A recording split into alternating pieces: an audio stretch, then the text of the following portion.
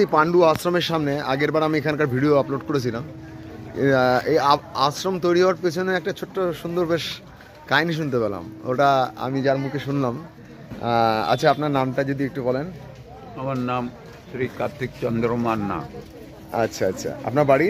বাড়ি ডায়মন্ড হারবার, গ্রাম সুন্দরিকা। আচ্ছা আচ্ছা আচ্ছা।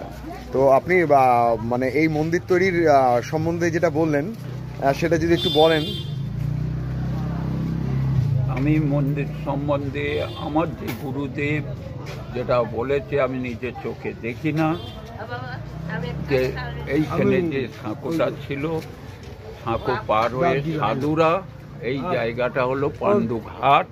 পাণ্ডু ঘাট থেকে সেইটা এখন পরিণত হয়েছে পাণ্ডু আশ্রম।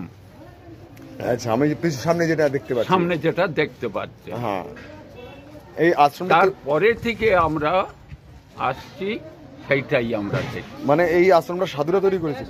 সাধুরাই করেছিল। কেন সাধুরা করেছিল কারণটা তো আমি তো বলতে পারবো, কেন আমার অনেক আগে স্পেস।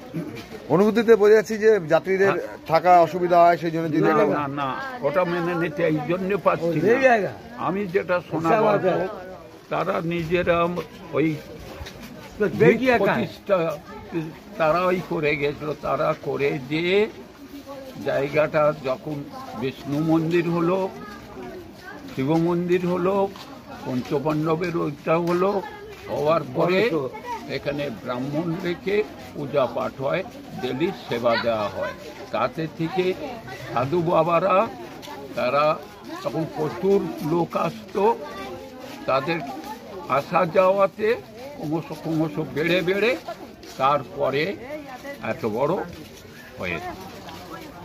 আচ্ছা, অনেক ধন্যবাদ। হ্যাঁ, কিছুটা আসাম সরকারের সাহায্যে। অনেক ধন্যবাদ বলেছে।